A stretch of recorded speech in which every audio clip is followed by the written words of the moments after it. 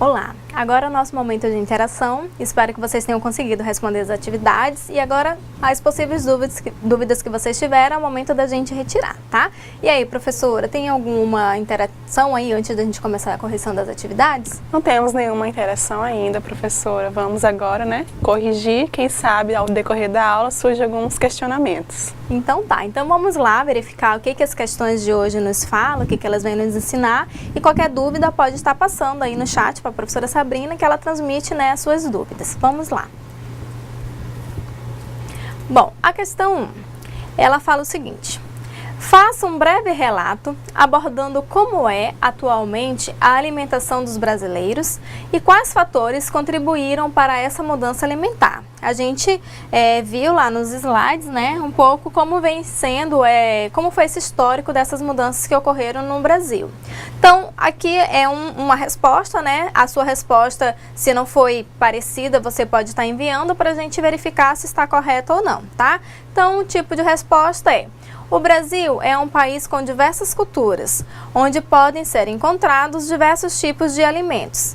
Em cada região, A gente viu lá, na região sudeste a gente tem um tipo, região norte a gente tem outro, então em cada região temos diversos tipos de alimentos. Com o passar dos anos, foram ocorrendo mudanças na alimentação. Um dos fatores que contribuíram para essas mudanças foi a migração para a cidade, pois no campo a alimentação era à base de frutas, verduras, legumes, o arroz e o feijão, que é muito presente. Porém, atualmente, prevalece o consumo de muitos alimentos industrializados, ricos em açúcares, sal e gordura, porque as pessoas têm o acesso mais rápido, mais fácil a esse tipo de alimentos. Então, essa foi uma transformação que ocorreu. As propagandas também desses produtos, atualmente, influenciam muito na hora da compra. Como eu falei, elas podem influenciar de forma positiva ou negativa. Assim, a população está se tornando não sadia, com várias doenças provocadas pela má alimentação. Então, assim, é um histórico do que a gente conseguiu já estudar até o momento de hoje, Então, essa questão, ela aborda desde o primeiro dia da nossa aula, da unidade 1, até agora a unidade 3. Então, é um breve histórico. Se a sua resposta não foi parecida, mande aqui para nós, que a gente vai analisar e verificar se está correto ou não, certo? Então, era uma questão que abrangia as unidades 1, 2 e 3. Então, vamos lá para a questão 2. A questão 2.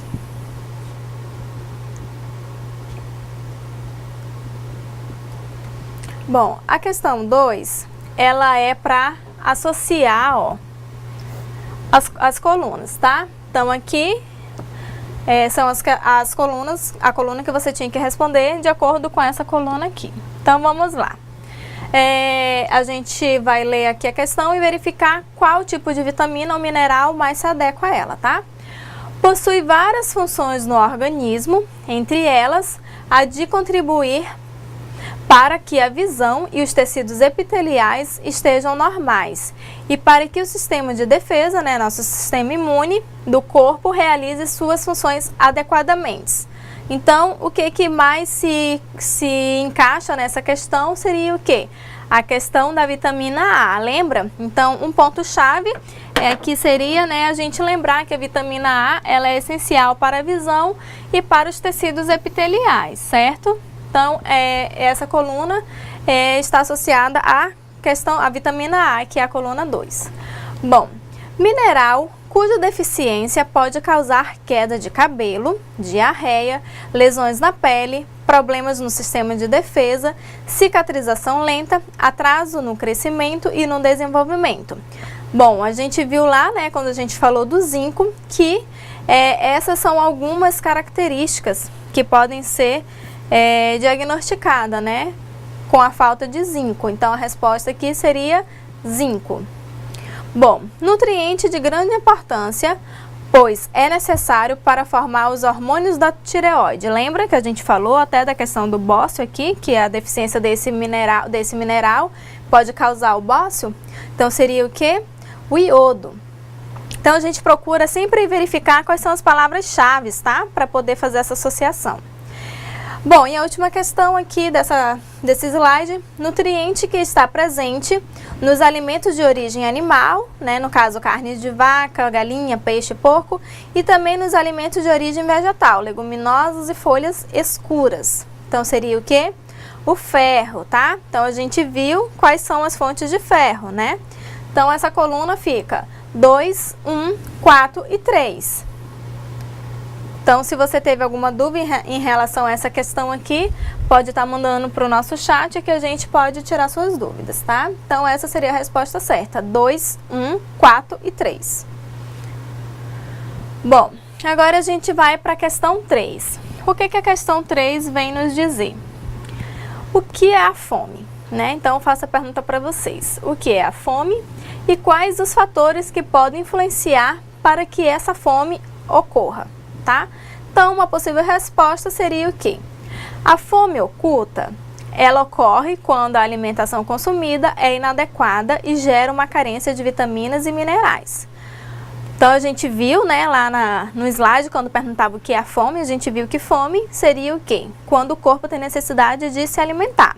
Mas que existe também a fome oculta, que é o quê? É quando, por mais que o corpo já tenha se alimentado, né, eu já tenha consumido algum alimento, esse alimento ele acaba não tendo uma quantidade adequada de minerais e vitaminas que o corpo precisa. Então, causa o quê? A fome oculta. Mas nem sempre essa fome oculta, ela tem algum tipo de sintomas, tá? Então, por isso que é perigoso.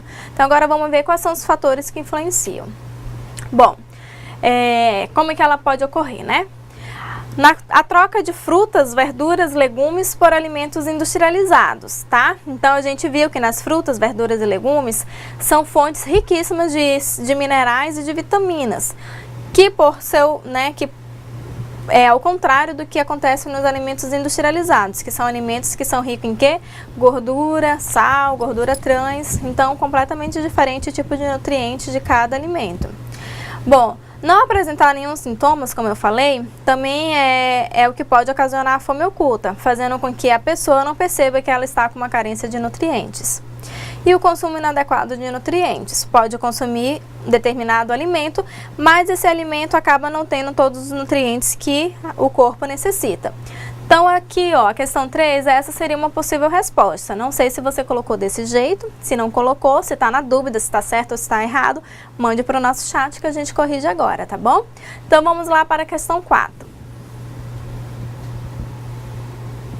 Bom, a questão 4 falava o seguinte: cite quais são os minerais que podem causar danos à saúde se não consumidos adequadamente.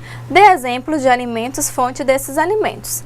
Então aqui seria o quê? Um breve histórico da nossa aula de hoje, né? Primeiramente, os minerais e as vitaminas que causam danos à saúde, caso falte, né? Caso ocorra carência, é ferro, vitamina A. Aí a gente vai ver no outro slide o iodo e o zinco. Então aqui vamos ver quais são os exemplos de fontes de exemplos de ferro. Alimentos de origem animal, como as carnes, né, carne branca ou carne vermelha, o porco também, e os também de origem vegetal, que são as leguminosas, ervilha, feijão, lentilha, soja, grão de bico, tá? E as folhas verde escura, couve, alface, rúcula. Então esses seriam os exemplos fontes de ferro. Agora os exemplos fontes de vitamina A.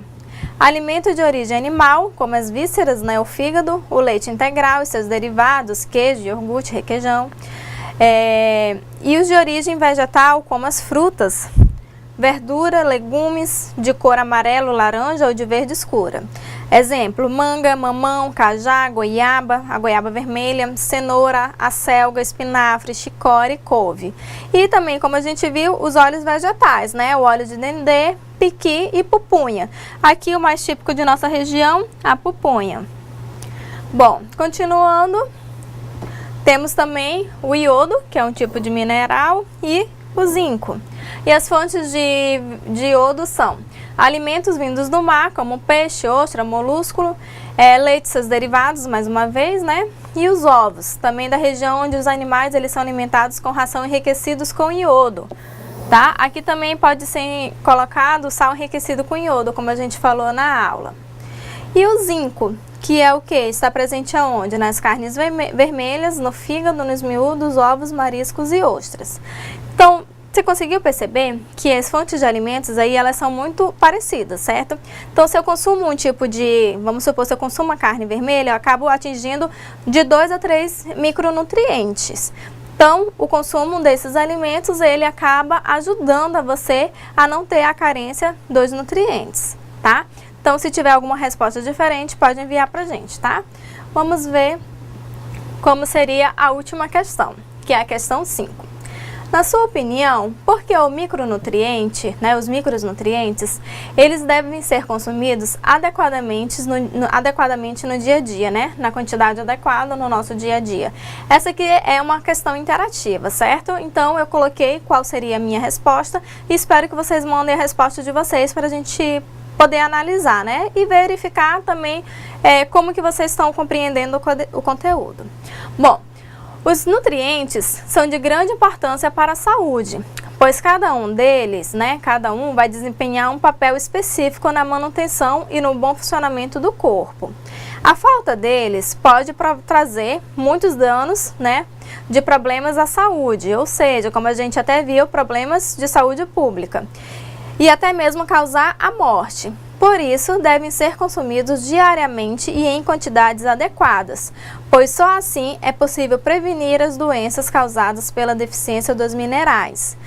Então, você conseguiu perceber que, assim, como a gente falou, na primeira aula a gente deu exemplo, né, do que seriam os minerais, do que seriam as vitaminas, a gente conseguiu perceber aonde eram que a gente podia consumir, né, quais as fontes desses alimentos.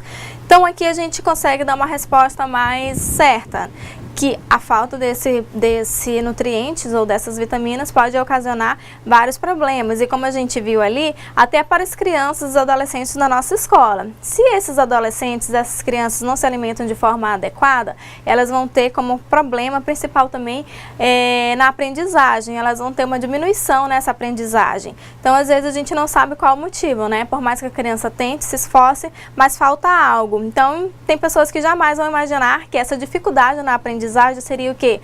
Na parte da alimentação. Então, por isso que a alimentação, ela é muito importante para a nossa saúde, e por isso que vocês, como educador alimentar, vocês devem compreender passo a passo da alimentação. Como a gente viu no primeiro dia de aula, o ato de se alimentar não é simplesmente o ato de consumir o alimento, ele vai muito mais, né, além do que isso. Ele vai ser influenciado por vários outros fatores, como no caso, o ambiente que a gente vai se alimentar, a quantidade de alimento que a gente vai consumir, o tipo de alimento que a gente vai buscar. Então, tudo isso envolve a questão da alimentação. E é por isso que vocês estão aprendendo passo a passo, porque vocês vão se tornar o quê? Um educador alimentar. Então, aqui a gente viu que os minerais, as vitaminas, né? Não só como os minerais, as vitaminas, a gente viu também em aulas anteriores que os carboidratos, proteínas e lipídios podem trazer sim danos à saúde se consumidos em excesso ou com a carência. Então, por isso que devem ser consumidos moderadamente. Vou verificar se tem alguma questão diferente aqui ou se vocês contribuíram para a gente ler a resposta de vocês. E aí, professora Sabrina, tem alguma resposta? Temos sim, professora. Tem uma interação da aluna Maria Ilse, de Porto Velho. Sobre a questão 5, ela comentou o seguinte: é importante que sejam consumidos todos os dias os nutrientes para que nosso organismo não seja prejudicado pela falta desses nutrientes e trazer graves consequências para a nossa saúde.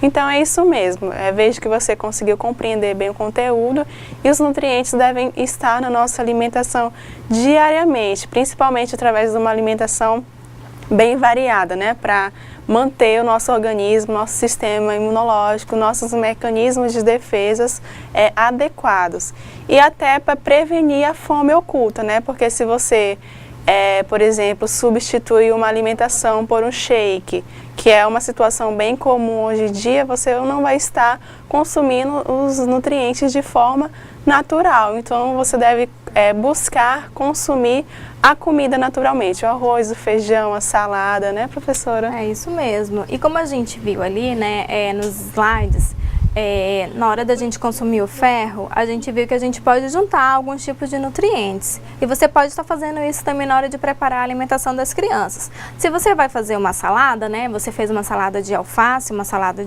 do verde, põe alface, põe tomate, pode colocar ali, né, alguma fruta cítrica, no caso a laranja, que vocês devem ter aí na escola de vocês. Então, assim, é só ter um pouco de criatividade e começar a misturar, fazer algo diferente. Talvez essas crianças, esses adolescentes, nunca tenham consumido uma salada que tem uma manga, que tem uma laranja, né? Então, faça algo diferente e incentive o consumo, tá? Peça para a criança e para o adolescente provarem pelo menos esse alimento para depois falarem se gostam ou não.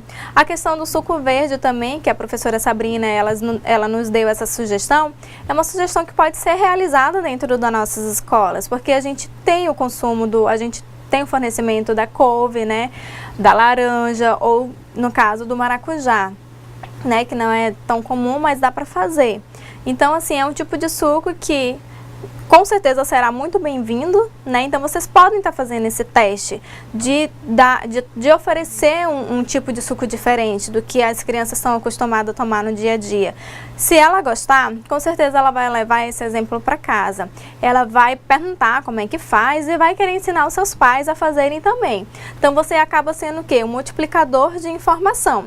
Você passa para a criança e a criança vai passar para os seus pais. E você pode passar para os seus vizinhos e assim vai multiplicar e vai fazer com que o maior número de pessoas possam ser beneficiadas através de uma informação apenas. Então, assim, cada um fazendo a sua parte, a gente pode sim conseguir prevenir essa carência de nutrientes. Então, são com os atos pequenos mesmo que a gente faz essa transformação, né, professora? Isso, e outra estratégia bem legal também é utilizar o suco de cenoura com laranja, né? Priorizando a vitamina A, e que é conhecido como a Fanta caseira. Isso. E você atribuindo esses nomes para o suco, você também acaba atraindo a criança. Por exemplo, o suco verde você pode associar ao suco do Hulk, o suco de cenoura com laranja, né?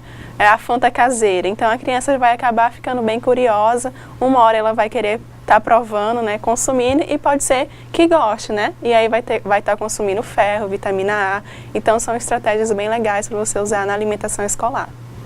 É isso mesmo. Então, assim, essas são algumas dicas que a gente passa aqui, né, durante a aula, mas que você pode estar realmente colocando em prática aí no seu ambiente de trabalho. E aí, assim, você acaba fazendo com que outras pessoas se vejam o que você está fazendo e você se torna um exemplo para essas pessoas. Então comece a fazer, comece a praticar, não deixe só o que a gente ensina aqui ficar na teoria. Comece a praticar aí no seu ambiente de trabalho ou até mesmo na sua casa. Pode fazer o teste em casa para depois, quando chegar na escola, né, falar: ah, diretora, eu aprendi isso lá na minha aula e eu gostaria de colocar em prática. Então faz e mostra que você está aprendendo mesmo. Queria verificar se alguém quer mandar mais alguma interação para a gente, alguma resposta, né, da questão interativa, que foi a questão 5, para que a gente possa estar fazendo a discussão aqui junto com vocês. Esse é o momento de vocês tirarem dúvidas, tá? Tem alguma interação, professora Sabrina? Professora, por enquanto não temos nenhuma pergunta relacionada a essas questões, né? Acho que todo mundo compreendeu bem, né, sobre a importância dos micronutrientes, né, para a nossa saúde, para a saúde das crianças e dos adolescentes no contexto escolar. Então, caso você tenha, a gente ainda tem um tempinho aqui para estar interagindo com vocês, certo? E assim, só para lembrar, a nossa aula, né, nossa unidade 3, ela não terminou ainda. Ela foi dividida em 2 etapas. Foi a etapa 1, que a gente viu hoje, né? E a etapa 2 vai ser na próxima aula. Então, na próxima aula, nós iremos concluir a unidade 3. Então, se você ainda tiver alguma dúvida do que a gente falou até o momento, você ainda vai ter oportunidade na próxima aula da gente estar esclarecendo essas dúvidas. E peço que vocês também leiam, né, acabem de ler a unidade 3, para na próxima aula a gente continuar. A próxima aula é bem interessante, bem legal, vocês vão ver exemplos, né, do que se pode ser feito na prática para poder sanar essa questão da deficiência dos micronutrientes, né? A gente vai verificar ações na prática que podem ser desenvolvidas e aí sim a gente ajudar a não haver essa carência desses nutrientes, ok? Então, acredito que todo mundo entendeu o conteúdo, né? É um conteúdo simples, mas que merece um destaque maior, porque se a gente não parar para pensar, a gente nunca vai ver realmente que tipo uma maçã pode fazer muita diferença na minha vida, uma laranja, uma salada. Então, às vezes, se a gente não sabe, né, essa parte da teoria, a gente fala, não, comer salada hoje pra quê? Já comi ontem, não tenho necessidade de comer uma salada todos os dias. Mas a gente viu que não é bem assim. Todos os alimentos, né, diversos tipos de alimentos são importantes todos os dias. Então, a gente tem que consumir e ingerir esses alimentos durante todos os dias, para que assim a gente possa ter o que? Uma alimentação balanceada, diversificada. Sempre lembrando, na hora de preparar o prato, né, a gente já falou isso, quanto mais colorido o prato, mais nutrientes você está consumindo. E aí o seu corpo agradece, porque com maior diversidade de alimento, ele vai trabalhar de forma mais intensiva, né, de forma correta. Então não deixe de consumir. Lembre-se, na hora de servir o prato dos alunos, né, na hora de porcionar lá o prato, colocar uma quantidade suficiente, nada de colocar muito alimento, porque se você coloca uma quantidade exagerada de alimento no prato, você está incentivando o quê? Que os alunos acabem comendo uma quantidade em excesso, e isso vai gerar o quê? Como a gente viu, a obesidade, certo? Então, tá vendo qual a importância de você aprender um pouquinho de cada sobre alimentação? Porque você pode contribuir de forma positiva, mas também, se você não tiver esse dado, você pode contribuir de forma negativa, acabar influenciando uma obesidade até mesmo sem saber, ok? Então, a partir de hoje, colocar tudo em prática, tá? O que a gente aprendeu até o momento, e eu aguardo vocês na próxima aula para a gente finalizar a unidade 3. A todos, até logo na próxima aula. Professora Sabrina.